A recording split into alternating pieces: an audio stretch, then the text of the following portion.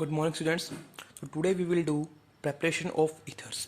तो first method is by dehydration of alcohol कि हम अल्कोहल्स का डिहाइड्रेशन करेंगे तो हमें क्या मिलेगा, ईथर्स मिलेगा। लेकिन आप बोल सकते हो कि लास्ट टाइम हमने किया था तो हमें क्या मिला था बेटा वहाँ पे, कि जो लास्ट टाइम हमने क्या किया था, डिहाइड्रेशन किया था तो अल्कोहल का, तो हमें वहाँ से क्या मिला था, एल्कीन मिला था। लेकिन यहाँ पे ईथर्स कैसे मिलेगा, उसके लिए डिफरेंस आएगा कंडीशंस का। किस कंडीशन का डिफरेंस मैं दोनों लिखता हूँ यहाँ पे। सपोज आपके पास ये है CH3CH2OH। तो लास्ट में हमने जो कंडीशन है वो क्या कंडीशन दी थी कि जो H2SO4 डालना है आपको, और साथ में जो टेम्परेचर है that is 443 kelvin. In that case हमें क्या मिला था वहाँ पे, अल्कोहल मिला था। लेकिन अब इस केस पे क्या होगा कि H2SO4 तो हमें यूज़ करना ही है, लेकिन यहाँ पे टेम्परेचर की कंडीशन क्या रहेगी, 413 केल्विन। तो इन दैट केस हमें क्या मिलता है, हमें मिलता है ईथर। तो दिस इज यूअर ईथर। ठीक है, आप इसको बोल सकते हो डाई इथाइल ईथर, या फिर इसको बोल सकते हो इथोक्सी इथेन। अब ये नेमिंग कैसे है इसको मैं ऑलरेडी डिस्कस कर चुका हूँ। क्लियर। तो अब इसके अंदर क्या होता है, इसका हम करते हैं मैकेनिज्म, तब आपको अच्छे समझ में आएगा कि ये हो किस तरह से रहा है। तो इसके मैकेनिज्म की बात करेंगे तो फर्स्ट स्टेप यहाँ पे करते हैं हम। फर्स्ट स्टेप क्या रहेगा, सबसे पहले जो ये मॉलिक्यूल है इसकी होगी प्रोटोनेशन। क्या होगी, प्रोटोनेशन।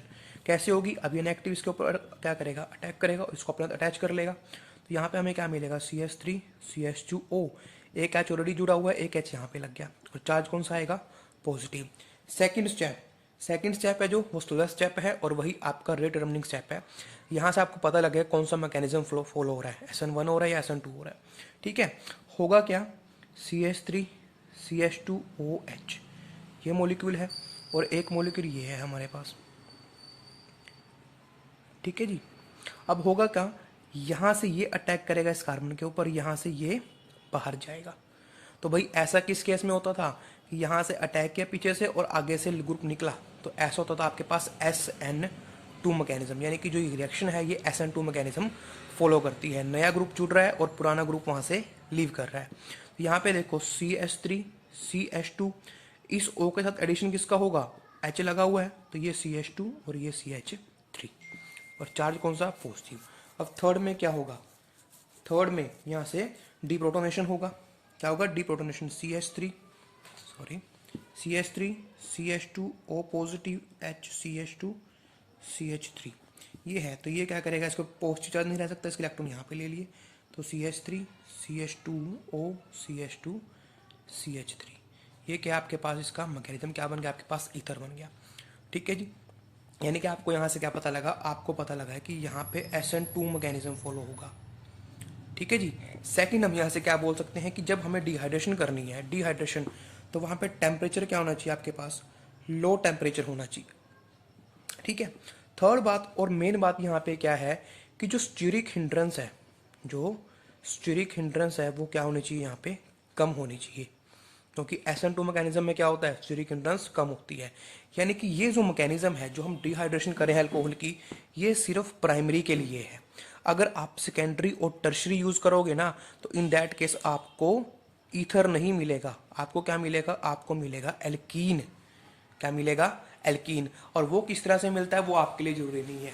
अगर हम बोले सेकेंडरी अल्कोहल के लिए आप ये मेथड करोगे तो आपको क्या मिलेगा, आपको एल्कीन प्लस में आपको ईथर मिलेगा, लेकिन ईथर बहुत माइन्यूट क्वांटिटी में आपको मिलेगा, माइनर प्रोडक्ट होगा। और जब आप टर्शरी को करोगे तो इन दैट केस आपको सिर्फ एल्कीन ही मिलेगा। ठीक है जी। तो this was your first method, that was dehydration of alcohol. Clear. अब नेक्स्ट बात करते हैं हम किसकी, विलियमसन सिंथेसिस की। विलियमसन सिंथेसिस, अगेन नाम आ गया यहाँ पे, तो ये रिएक्शन आपके लिए जरूरी है। इसमें करना क्या है, बड़ा सिंपल सा मेथड है ये। यहाँ पे हम किसका यूज करेंगे, सोडियम एल्कोक्साइड का। किसका यूज करेंगे, सोडियम एल्कोक्साइड का, और साथ में एल्काइल हैलाइड का, यानी कि RX का। बड़ी इंटरेस्टिंग रिएक्शन है, देखो कैसे होगी। RO negative Na positive, that is your sodium alkoxide, plus में RX। अब यहाँ पे देखो, ये नेगेटिव होता है, ये पॉजिटिव होता है। हमें पता है कि X क्या है, एक बेस्ट लिविंग ग्रुप। अगेन यहाँ पे SN2 मैकेनिज्म फॉलो होगा। कौन सा होगा, SN2 मैकेनिज्म यहाँ पे फॉलो होने वाला है। किस तरह से फॉलो होने वाला है, लेट अस सी।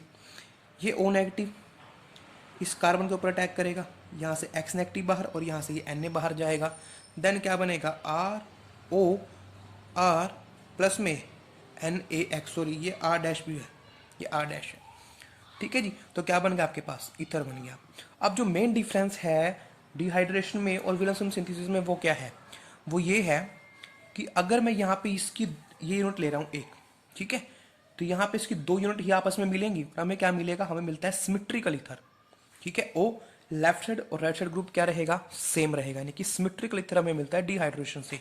लेकिन जब हम विलियमसन सिंथेसिस की बात करेंगे तो इन दैट केस हमें सिमेट्रिकल भी मिल सकता है और अनसिमेट्रिकल भी मिलता है, वो हमारे ऊपर डिपेंड करता है।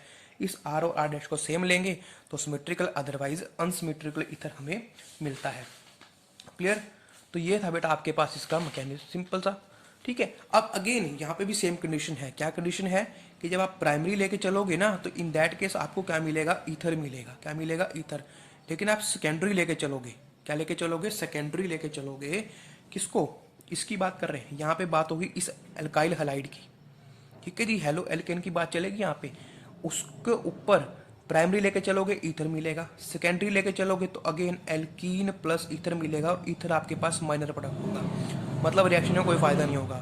टर्शरी लेके चलोगे आप, क्या लेके चलोगे, टर्शरी अगर आप लेके चलते हो तो इन दैट केस आपको क्या मिलेगा, आपको एल्कीन ही मिलेगा। ठीक है जी, इसके ऊपर कोई बाउंडेशन नहीं है। इसको आप primary low, tertiary low, secondary low, tertiary low, doesn't matter. Matter किसका करता है, इस पे, इसके ऊपर स्टीरिक इंटरेस्ट कम होनी चाहिए, बिकॉज SN2 मैकेनिज्म यहाँ पे फॉलो होने वाला है। ठीक है जी, अब ये मिलेगा कैसे, मैं आपको दिखाता हूँ। ठीक है, तो फर्स्ट मैं आपको दिखाऊंगा कि यहाँ से अनसिमेट्रिकल ईथर कैसे बन सकता है। ठीक है जी, उसके बाद मैं आपको दिखाऊंगा कि सेकेंडरी टर्शरी लेने से आपके पास अलग प्रोडक्ट क्यों बनते हैं और वाई। ठीक है, तो फर्स्टली मैं लेके चलता हूँ अनसिमेट्रिकल ईथर के लिए। तो सिमेट्रिकल ईथर केस में क्या होगा, CH3 CH2 O negative Na positive plus में CH3 CH2 Br, यही लिया है मैंने। This is positive, this is negative.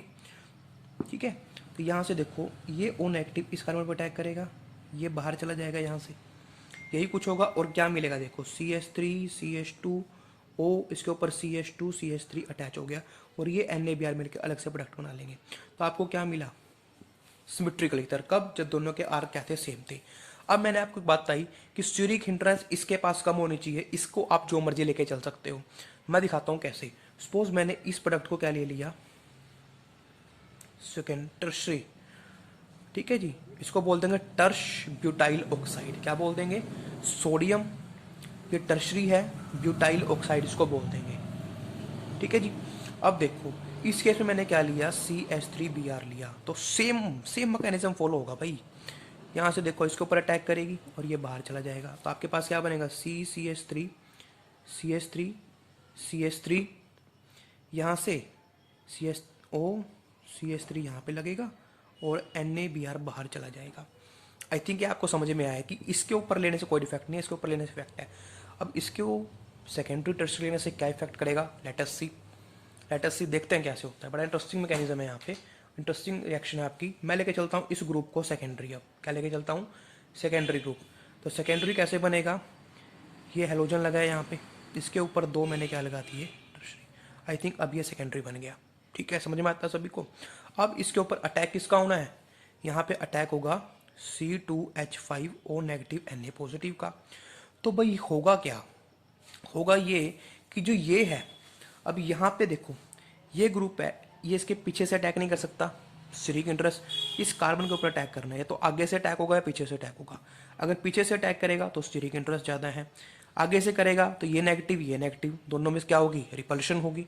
SN2 mechanism already discussed. तो होगा क्या, उस केस में क्या होता है कि जो ये ग्रुप है ना, ये एक बेस का काम करेगा। किसका काम करेगा, this will work as a base.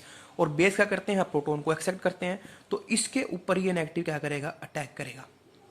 ठीक है जी, इसको मैं ऐसे दिखा देता हूँ, H इसके ऊपर अटैक किया तो जैसे ही, अब मेरे को पता है, मेरे को क्या पता है यहाँ पे कि जैसे ही इसको मैं थोड़ा सा बड़ा कर देता हूँ, क्योंकि बॉन्ड लाना है मेरे को, इसको H को एब्स्ट्रैक्ट कर लिया, तो इन दैट के जो ये बॉन्ड है ये यहाँ चला जाएगा।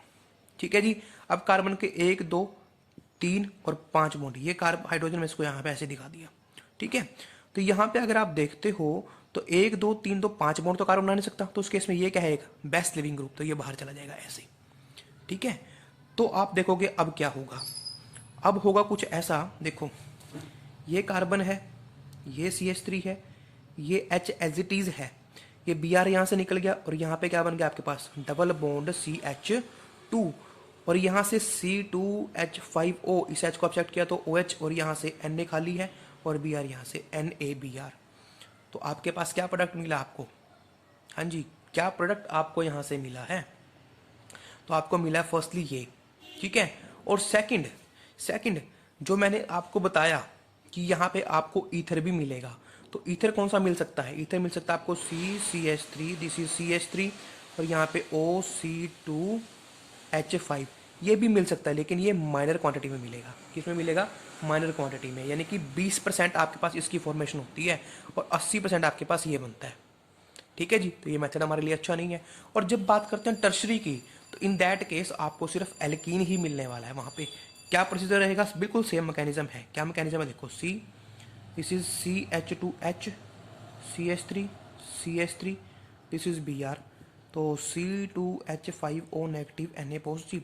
अगेन ये इसके ऊपर ही अटैक करेगा, यहाँ से ये बॉन्ड यहाँ चला जाएगा, चला गया, ठीक है, और ये बेस्ट लिविंग ग्रुप बाहर जाएगा। तो क्या मिलेगा, C के ऊपर CH3 है, यहाँ पे CH2 डबल बॉन्ड हो गया, यहाँ पे CH3 है, ठीक है जी, प्लस में C2H5OH प्लस में NaBr, that is your product. ठीक है जी, ये आपके पास प्रोडक्ट है। ठीक है जी, तो ये आपके पास डिफरेंस है सेकेंडरी टर्शरी को लेने का, बिकॉज SN2 मैकेनिज्म फॉलो होता है। और ये कौन सा मैकेनिज्म है, हाँ जी, ये कौन सा मैकेनिज्म है, ये आपके पास SN2 मैकेनिज्म बोल सकते हो आप इसको। ठीक है, तो यानी कि जब आपके पास प्राइमरी है, in that case SN2 mechanism तभी लगेगा और वहाँ पे आपकी ईथर की फॉर्मेशन होगी। लेकिन जब आप सेकेंडरी और टर्शरी लेके चलोगे दोनों केसेस में, तो आपको एल्कीन ही मिलेगा, जिसको करने का कोई भी फायदा हमारे लिए नहीं है। ठीक है जी, ये तो एल्कोहल्स की हमने बात कर ली, ईथर्स की।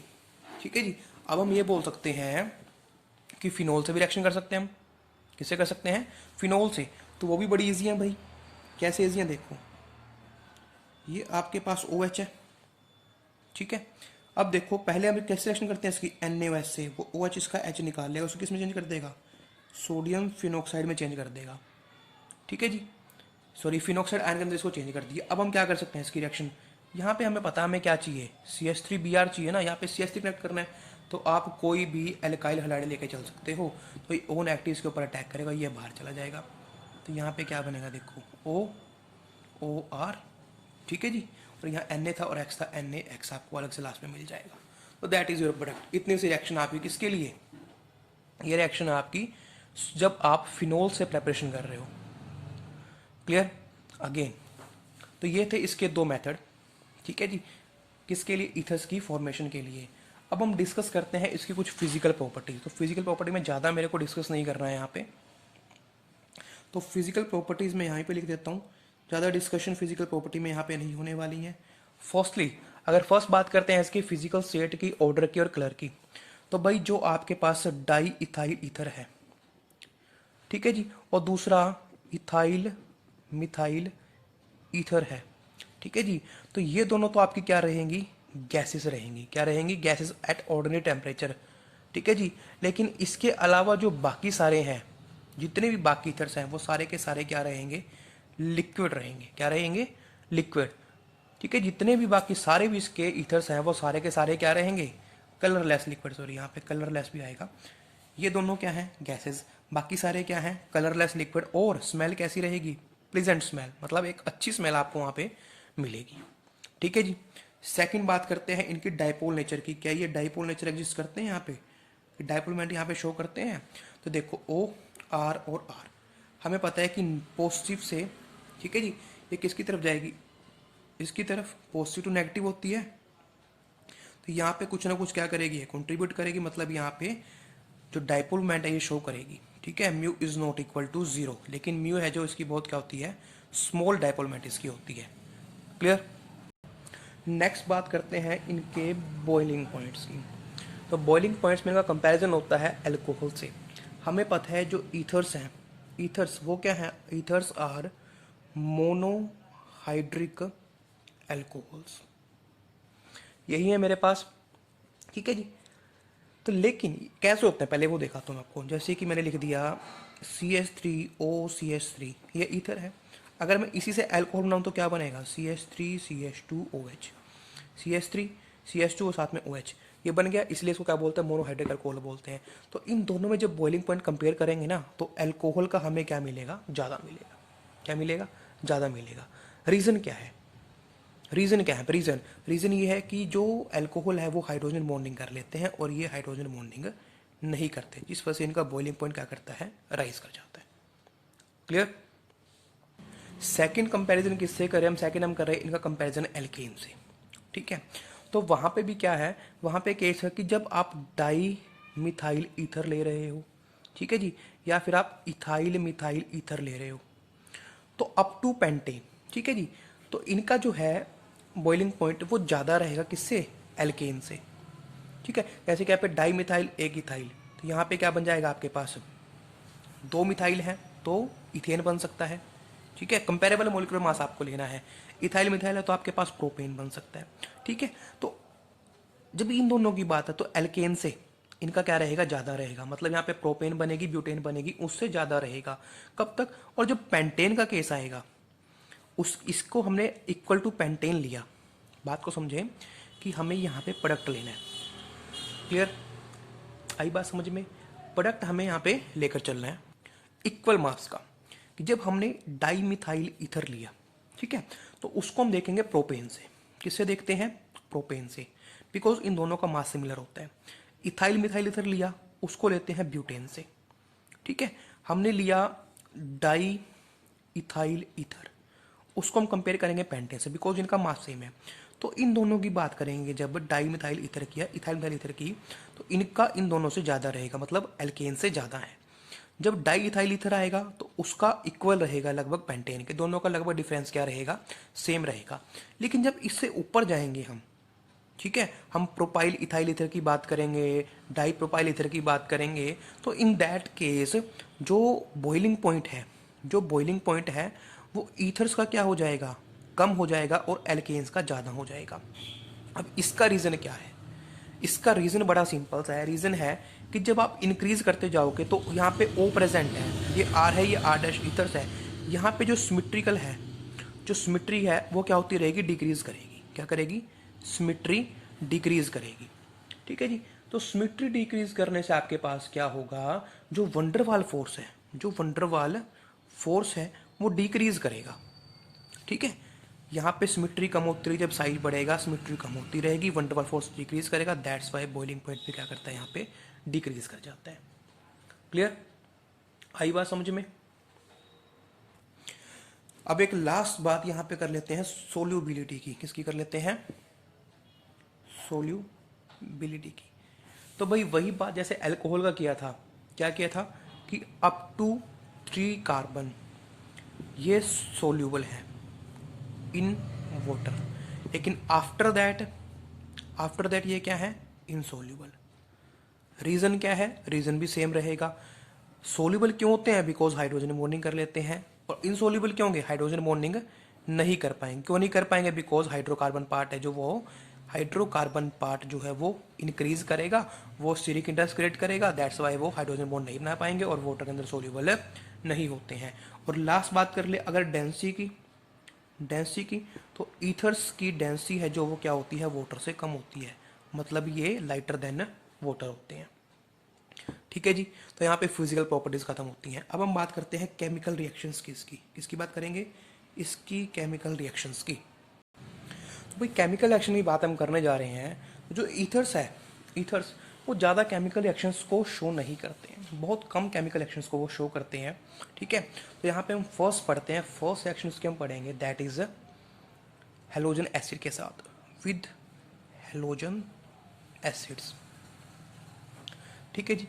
तो जब ईथर रिएक्ट करेंगे हेलोजन एसिड से, तो इन दैट केस क्या होगा, मैं इसको ऐसे लिख लेता हूँ, एक मिनट, ROR प्लस में HX, ठीक है जी। ये आपके ईथर से हेलोजन एसिड है। जब ये इनसे रिएक्ट करेंगे ना, तो किसकी फॉर्मेशन होगी, टेम्परेचर यहाँ पे रहेगा थोड़ा सा हाई, ठीक है। तो यहाँ पे ये बनाएंगे आपके लिए एल्कोहल और साथ में एल्काइल हैलाइड। कैसे बनेगा देखो, ये ऐसे, ये क्या बन गया, एल्कोहल और साथ में क्या बनाएंगे, एल्काइल हैलाइड की फॉर्मेशन होगी। लेकिन in that case, in one case, अगर आप इसको एक्सेस में लेके चलते हो, अगर नॉर्मल क्वांटिटी आपने ली तो वहाँ पे एल्कोहल बनेगा और एल्काइल हैलाइड बनेगा और रिएक्शन यहीं पे स्टॉप हो जाएगी।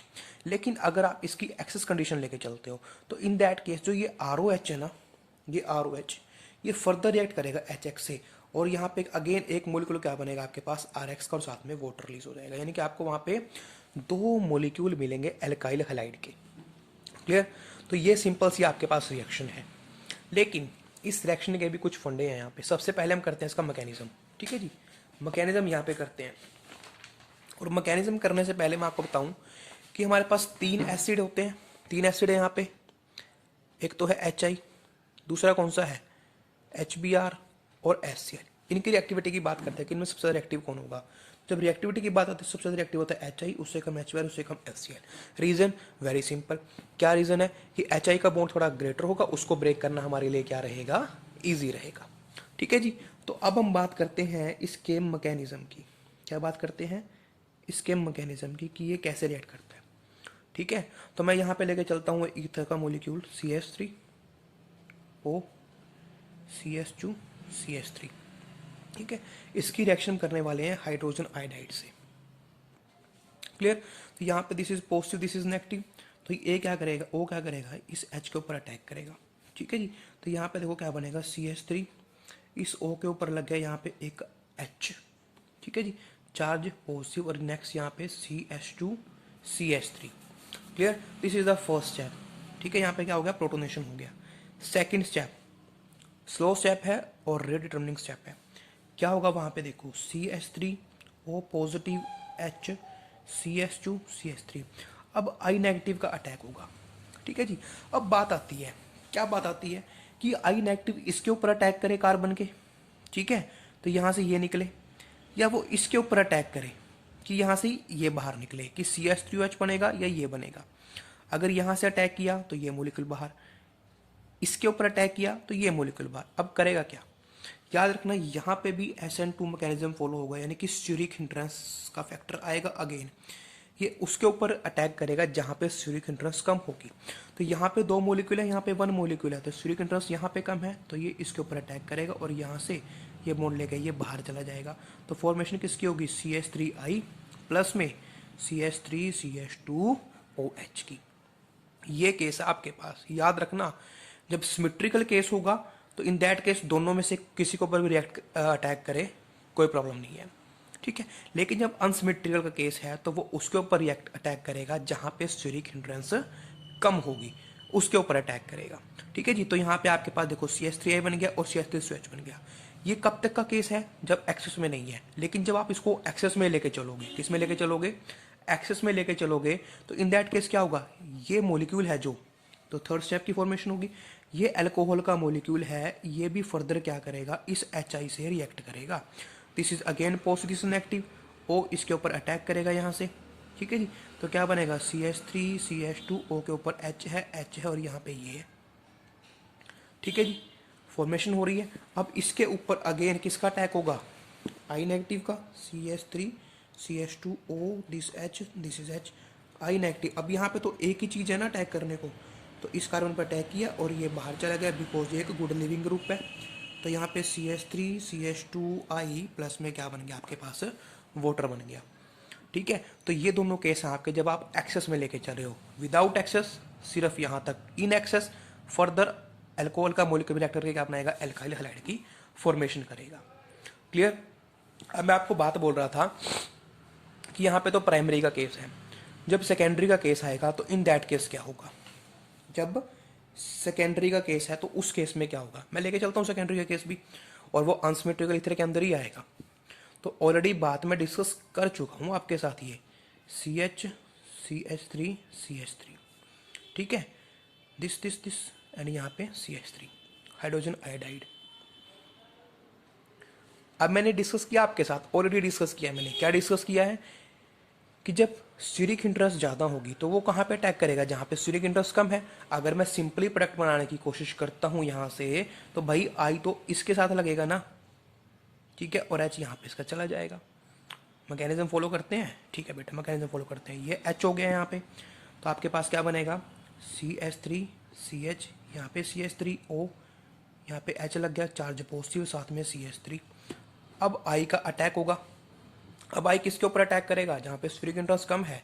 इस कार्बन में तो भाई ज़्यादा स्फीरिक इंटरेस्ट है, इसके पास क्या है, कम, तो ये इसके ऊपर अटैक करेगा और ये बॉन्ड यहाँ से चला जाएगा। तो फॉर्मेशन किसकी होगी आपके पास बनेगा CH3I प्लस में CH3 CH3 और यहाँ पे OH। यानी कि अब तक हमने जो देखा कि सिर्फ प्राइमरी के केस में आपका SN2 फॉलो हो रहा था, सेकेंडरी टर्शरी के केस में कुछ भी नहीं था। फॉर्मेशन की बात करें, सेकेंड टर्शरी में एल्कीन मिल रहा था। लेकिन यहाँ पे आप देखोगे तो प्राइमरी में और सेकेंडरी में दोनों में आपको सेम प्रोडक्ट मिलेगा। जो आई है, जो एक्स था, नेगेटिव पार्ट था, वो किसके ऊपर ऐड हो रहा है, उस हेलोजन कार्बन के ऊपर जिसके ऊपर स्टीरिक इंटरेस्ट कम है। यानी कि ROR- के इनमें से एक आर के ऊपर अटैच होना एक्स को जाके, किसके ऊपर अटैच होगा, जो आर स्टीरिक इंटरेस्ट कम होगा, यानी कि जो आर छोटा होगा। बताता हूँ यहाँ पे कि ROR- पे अटैक करना है एक्स को, यानी कि एक्स को अटैच होना है तो इस आर के ऊपर या इस आर के ऊपर, तो वो किसके ऊपर अटैच होगा, जो स्टीरिकली कम हिंडर्ड होगा, यानी कि छोटा ग्रुप होगा उसके ऊपर RX लगता है, ठीक है जी, और दूसरे के ऊपर एल्कोहल बन जाता है, ठीक है। लेकिन सेकेंडरी तक ये काम चलेगा, लेकिन जब टर्शरी की बात आएगी तो वहाँ पे डिफरेंस आएगा भाई, वहाँ पे डिफरेंस आएगा, क्योंकि फर्स्ट और सेकेंडरी में SN2 मैकेनिज्म, यहाँ भी SN2 मैकेनिज्म फॉलो होता है, लेकिन टर्शरी के केस में ना भाई SN1 मैकेनिज्म फॉलो होगा। कौन सा मैकेनिज्म फॉलो होगा, SN1 मैकेनिज्म वहाँ पे फॉलो होगा। कैसे फॉलो होगा, मैं एग्जांपल लेके चलता हूँ, आपको समझ में आएगा। इस इज CH3, ये CH3, यहाँ पे O है, ये CH3 रिएक्शन करवाओ इसकी HI से, ठीक है, this is positive, this is negative. अब यहाँ पे क्या होगा, SN1 मैकेनिज्म फॉलो होगा। SN1 का मतलब क्या है कि पहले कार्बोकैटायन की फॉर्मेशन होगी भाई, और आपको पता है टर्शरी सबसे स्टेबल है, उससे कम सेकेंडरी, उससे कम प्राइमरी। तो यहाँ पे देखते हैं अब क्या होता है, देखें क्या होता है। सबसे पहले तो अटैक होगा, अटैक हो गया जी, यहाँ पे क्या बना, CH3, C के ऊपर CH3, यहाँ CH3 है, दिस इज O, यहाँ पे H, यहाँ पे CH3 ऊपर क्या आ गया, पॉजिटिव चार्ज, क्या आ गया, पॉजिटिव चार्ज। तो अब क्या बनेगा, अब बनेगा कार्बोकैटायन। तो कार्बोकैटायन कैसे बने, ये O इसके इलेक्ट्रॉन लेके भागे या इसके लेकर भागे, दोनों केस को डिस्कस करूं मैं यहाँ पे। देखो, जब इसने इसके इलेक्ट्रॉन लिए, ठीक है, तो आपके पास बाहर क्या निकलेगा, आपके पास बाहर निकलता है CH3 OH, और कार्बोकैटायन क्या बनेगा, CH3 पॉजिटिव। लेकिन जब O ये वाले इलेक्ट्रॉन लेके भागेगा, तो in that case CH3, sorry मैं भूल गया मैं, देखो यहाँ पे जब इस इलेक्ट्रॉन को लेके भागा तो ये मॉलिक्यूल बन गया है यहाँ पे, और इसके ऊपर चार्ज आ गया पॉजिटिव। लेकिन जब ये वाले इलेक्ट्रॉन लेके भागेगा तो ये मॉलिक्यूल बनेगा ना CH3OH, ठीक है, क्या बनेगा, CH3OH, और कार्बोकैटायन मैं बनाता हूँ पहले, CH3OH बन गया, और कार्बोकैटायन क्या बनेगा, ये वाला, यानी कि CH3 इसके ऊपर चार्ज आएगा पॉजिटिव। अब आप देख लो कौन सा स्टेबल है, टर्शरी या प्राइमरी। यहाँ पे प्राइमरी है तो ये तो नॉट स्टेबल, तो ये टर्शरी है, ये स्टेबल होगा ना भाई, तो इसकी फॉर्मेशन होगी पहले। ये हमारे पास क्या है, जो स्लो स्टेप है और रिटर्निंग स्टेप है। अब नेक्स्ट में क्या होगा, मैं इसी पेज पर करवा देता हूँ। होगा क्या, इसको काट देते हैं, होगा क्या, अब आई नेगेटिव का अटैक होगा, तो भाई आई नेगेटिव कहाँ जाएगा, इसके ऊपर, और फॉर्मेशन किसकी होगी, CH3 और आई की, यानी कि टर्शरी वाला हैलाइड आपके पास फॉर्म होगा। ये थी सबसे बढ़िया बात जो आपको बताने की थी कि प्राइमरी सेकेंडरी में क्या हो रहा है कि छोटे के ऊपर जाके अटैक कर रहा है आई नेगेटिव, और उससे अटैच होकर बाहर प्रोडक्ट बना रहा है। लेकिन जब टर्शरी का केस आएगा तो रिजल्ट क्या हो जाएगा, रिवर्स, किसके ऊपर अटैक करेगा, जो स्टेबल कार्बोकैटायन बनाएगा उसके ऊपर करेगा, बिकॉज SN1 मैकेनिज्म फॉलो होगा, कार्बोकैटायन की फॉर्मेशन होगी, फिर आई नेगेटिव का अटैक होगा, ठीक है जी। तो ये थी आपके पास रिएक्शन किसकी, ये रिएक्शन थी हमारे पास ईथर्स की, ठीक है। अब हम बात करें कुछ अलग से। यहाँ पे आपके पास सिंपल ईथर चल रहे थे, अब हम एराइल ईथर्स की बात करेंगे, एराइल पार्ट जहाँ पे आएगा। तो भाई वहाँ पे क्या होगा, वहाँ पे देखो कुछ इस तरह का प्रोडक्ट आपके पास होगा भाई, दिस ऊपर लगा होगा ओ आर।